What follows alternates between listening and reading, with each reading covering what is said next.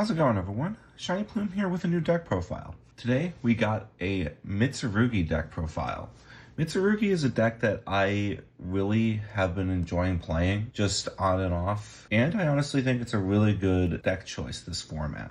This is a pure Mitsurugi build, but you can obviously combine it with a bunch of other archetypes such as Ryzeal or Orcust. But I personally like playing the pure version. So I'm gonna go over the deck profile, a little bit of philosophy behind a few of the choices, and I'll take you guys through a sample one card combo. So let's get into it.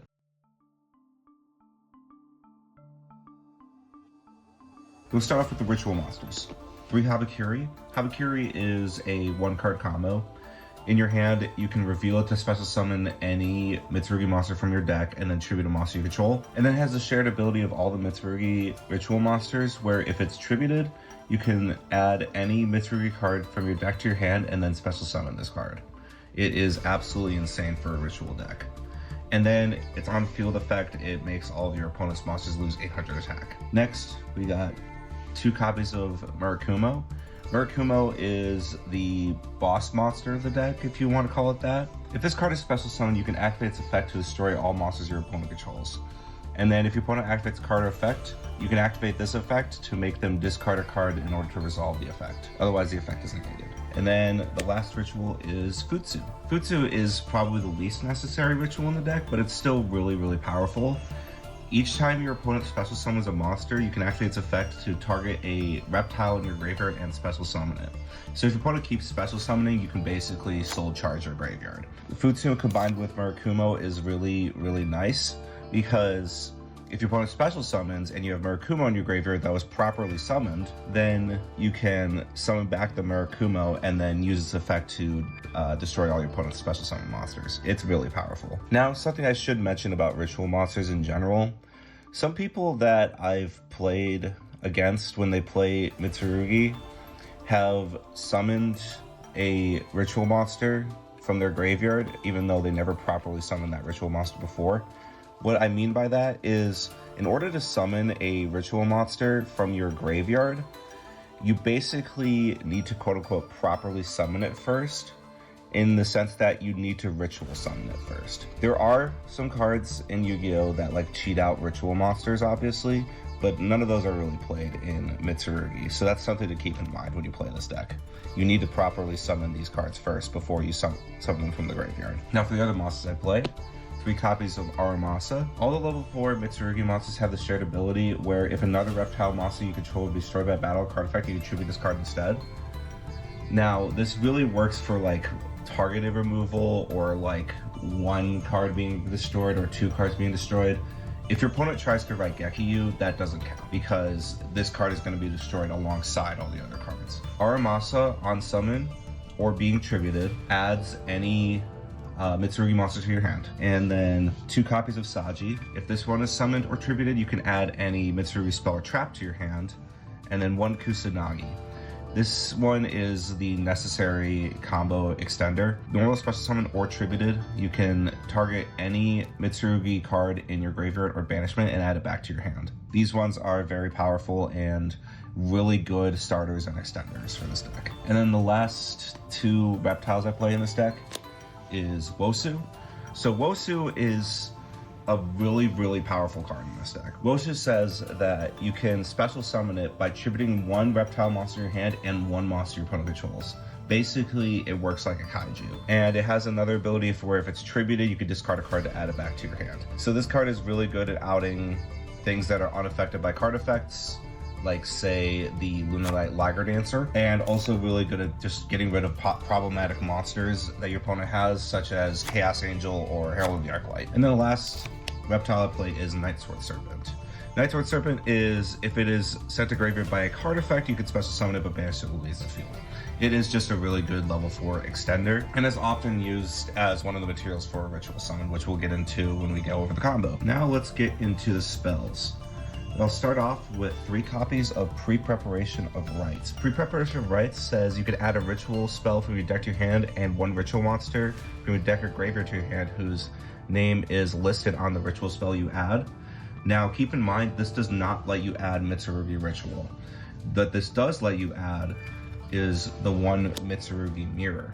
Mitsurugi Mirror, it lets you ritual summon any reptile ritual monster from your hand or your graveyard by attributing reptile monsters from your hand or field.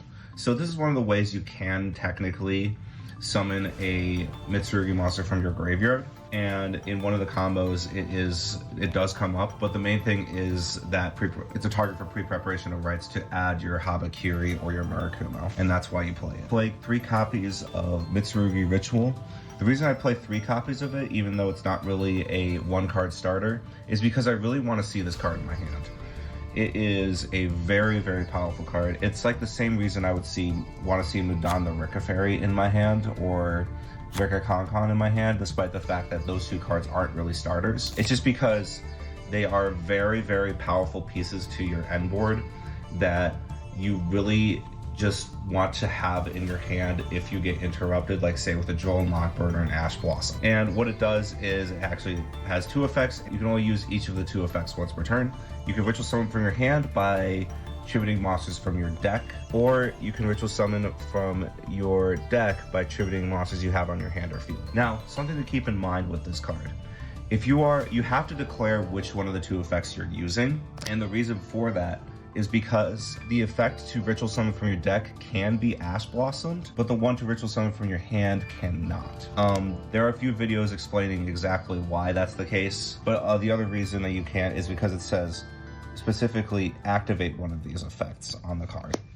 If the card says activate one of these effects, you have to declare which one of the 2 effects you're using. The reason I bring that up is because the wording is different on the other card in this deck, Mitsurugi Prayers. Mitsurugi Prayers says when you activate this card, you can also tribute 1 reptile monster from your hand or field, apply one of these effects. Or if you tribute a monster to activation, you can apply both effects in sequence. The difference being is activate one of these effects, apply one of these effects. So Ritual specifically says activate one of these effects, so you choose which one you do. Whereas Prayers says apply one of these effects, so you pick which one to do basically while you're resolving the card. Speaking of which, this card is really good.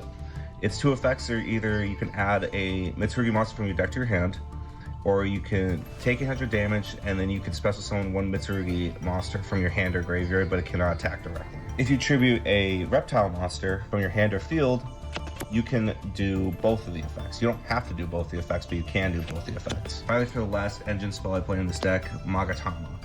Magatama says during the main phase, you can activate one of these effects, so you choose which effect to activate. Tribute a reptile monster, then target 1 face-up card your opponent controls, destroy it, or you can ritual summon 1 Mitsurugi ritual monster from your hand by attributing monsters you control whose total levels equal or exceed the level. So you can either use this to tribute one of your monsters and pop a card, or to ritual summon as a quick effect. Both the effects are really good and do come up. Finally, for the last engine card I play, Great Purification. Great Purification is just a really good Omni Negate. When your opponent activates their card effect, you contribute 1 level 5 or higher reptile monster, negate that effect, and if you do, destroy that card. And then you can banish it from the graveyard, the target of reptile in your graveyard, special summon it, and if you do, tribute 1 other monster you control. Now for the non-engine I play 3 copies of Ash and 1 copy of Droll. Ash Blossom is there to negate Charmies, and Droll is here as a cross-out target because this deck does really struggle with Droll and Lockbird. So playing the 1 of in the deck in order to play the cross-out designator is very powerful. Which brings me to the spells I played. Called by the Grave, cross-out designator, and triple tactics talent. Then for the other spells, I play 1 copy of Pot of Prosperity.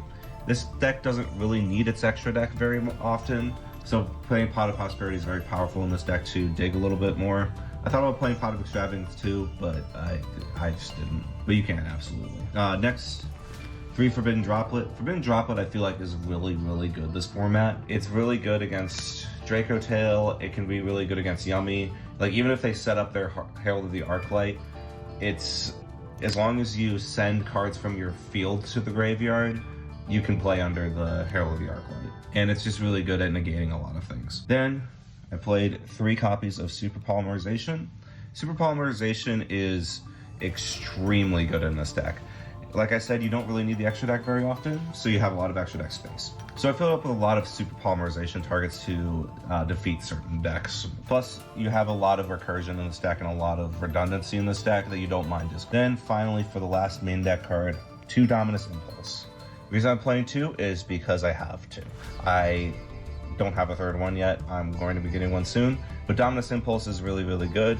In this deck, what it does is if your opponent controls a card, you can activate this card from your hand. When a card effect is activated that includes the effect to special summon a monster, you can negate that effect. And if you have a trap card in your graveyard, destroy that card. And then you can't use the effects of wind, earth, or light monsters for the rest of the duel, which is fine because your entire deck is dark monsters. And your hand trap of choice is Ash Blossom, which is a fire monster. So Dominus Impulse really doesn't affect you that much. There's a few cards in the extra deck that it matters for, but not really. So that's it for the main deck. Let's get into the extra deck. So I'll start with the Xyz monsters because there are quite a few of them. And the reason why is because a lot of the main deck monsters are level 4, so you can make a lot of rank 4s. So I played Time Thief Redoer, Exciton Knight, Code Igniter. Code Igniter is used to ritual summon, by the way. It doesn't really come up very often, but you can use that. Baguska and Typhon. These are just very situational Xyz monsters. I rarely go into these. You can still play them, and they still come up sometimes. And then for the Link monsters, these ones come up a lot more often. IP Masquerena is a good end board piece. Dynamondo is also a really good end board piece if you didn't use Dominus Impulse. What it does is it requires 2 monsters, including a ritual monster. And then on special summon, you can target a card on the field and a ritual monster in your graveyard and shuffle both of them in the deck. That effect doesn't come up very often unless you're going second. But the main thing that matters is that during your opponent's turn, you can quick effect tribute it and then target a ritual monster in your graveyard and add it to your hand or special summon it. So if you use the Murakumo as material for this, that means effectively at any point you contribute this and then summon back the Murakumo and Raigeki the board. That's the reason you play this card. Then, for cards to make off of IP Masquerena, you got SP Little Knight, just a very good, generically good card, and Gorgon of Zilthonia. This is actually a reptile monster as well.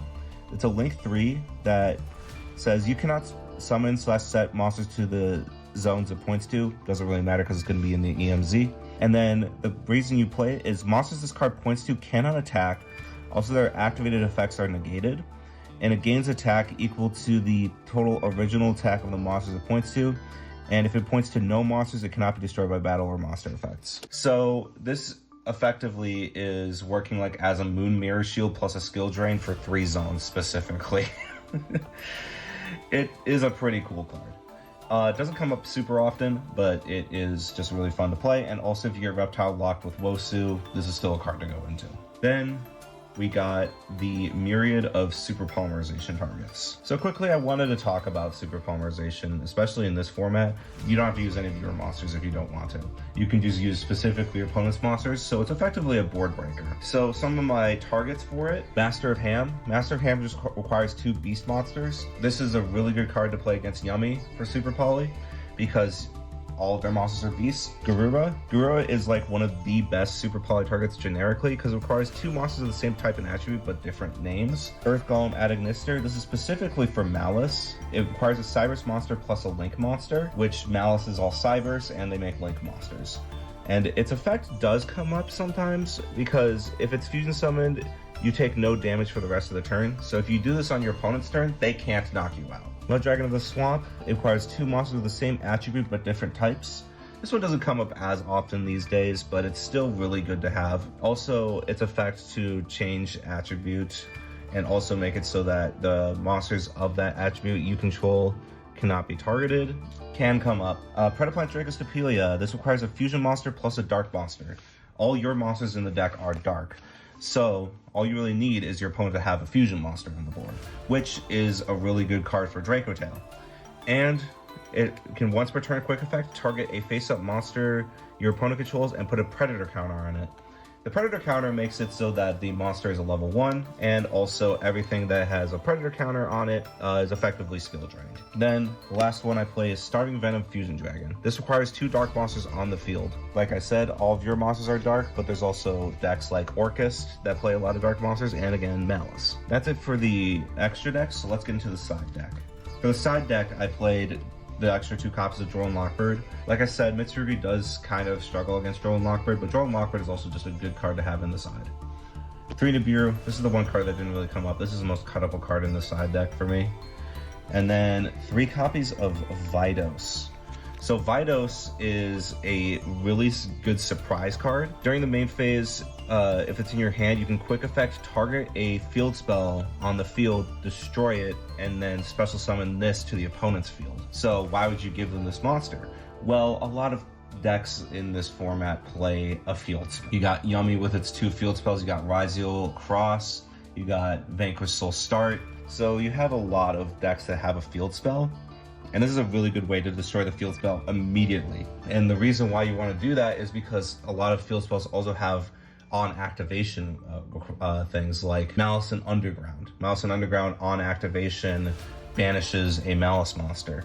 So you can, in response, Vidos to destroy the field spell as soon as it activates, and that makes it resolve without effect. And then it has a second effect where if it's sent to your graveyard, you can activate the effect to destroy all monsters on the field. So it's effectively, if it's used as material, it's a dark hole. Another reason to play Super Poly is to give your opponent a dark monster that you can use to wipe the board with. Then for the spells and traps I played in the side, I play 1 Duster for back row, 2 Lightning Storm for back row, 2 D-Barrier for certain matchups, also is a pretty good card against this deck, and 2 Evenly Matched.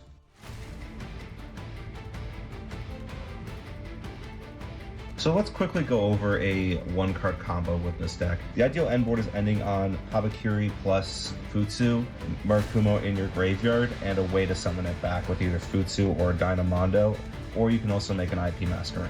So we start off with Habakiri in your hand. You activate Habakiri in your hand to special summon a Mitsurugi monster from your deck, and then tribute a monster you control. So you can special summon the Aramasa from your deck, and then tribute the Aramasa. Alternatively here, you can also summon the Saji and tribute the Saji. It really doesn't make a big difference, but for this combo specifically, we're going to go over the big combo. So then that activates Aramasa's effect since it was special summoned or tributed, and you can add any Mitsurugi monster to your hand. In this case, we're going to go with the Saji. And then you can normal summon the Saji, activate its effect to search for a Mitsurugi spell or trap. You can go for the ritual here if you're feeling, if you want to play it a little bit more safe, but you can also go for prayers if you haven't activated it already. Then here you can go activate prayers, tribute the Habakiri in your hand to search for a Mitsurugi monster, and then you can pay 800 to special summon a Mitsurugi monster from your hand or graveyard. So here you can add the Murakumo, and then pay 800 to summon back the Aramasa. So now you have a Murakumo in your hand. Then you activate the Habakiri's effect in your graveyard to add a Mitsurugi card to your hand. Now notably this was not properly summoned, so you can't special summon this. So here, this is where you can add the ritual. You can activate the ritual to ritual summon from your hand by tributing monsters from your deck. So you want to tribute the Kusanagi and the Night Sword Serpent to ritual summon the Murakumo from your hand.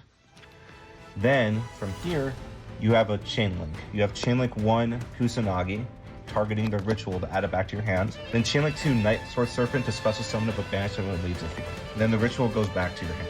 From here, you can activate the ritual to ritual summon from your deck by tributing monsters you control or in your hand. So here, you can tribute the Murakumo to summon out Futsu.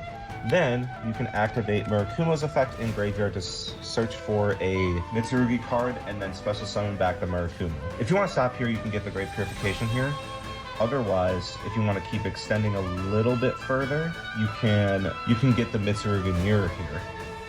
and then special summon back the Murakumo. So before you activate this mirror, you want to clear some space on your board, and realistically what you go into really doesn't matter a whole lot. You can go for an IP Masquerena if you want to, or you can use the Murakumo to make a Diamondo. It's up to you. Or you can make a rank 4. But this deck doesn't really care a whole lot about its rank 4s, but this also is a good time to mention that this is another reason why Rising Mitsurugi is so powerful, is because you can use these two to make a duo or drive, and then go full Rising combo after this. In either case, after you make your IP Masquerena or whatever you want to make, you can go Mitsurugi Mirror to ritual summon from your grave. So you summon the Habikiri by triggering the Futsu, and then you activate the Futsu's effects to get the Great Purification and then summon back the Futsu. And then here you can set the Great Purification. So this is an example of the full combo you can do. And there's a lot of variation to it. And there's a lot of like smaller combos you can go with. You can go for a Wosu line. You can, if your opponent uses Charmies or interrupts your combo, you can still reliably get at least to the Murakumo and the Futsu. But this is an example of a combo that you can do.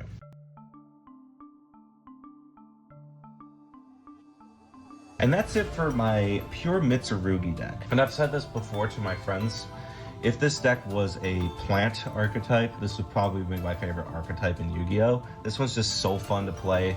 It's very consistent. It has a lot of recursion and redundancy, and it's just generally, it's a very simple deck, but a very fun one to play. So what do you guys think of this deck list? Do you guys like it? Is there some things you would change about it? Please let me know. But for now, during the end phase, Petal Roar's back. Thank you all for watching. Peace.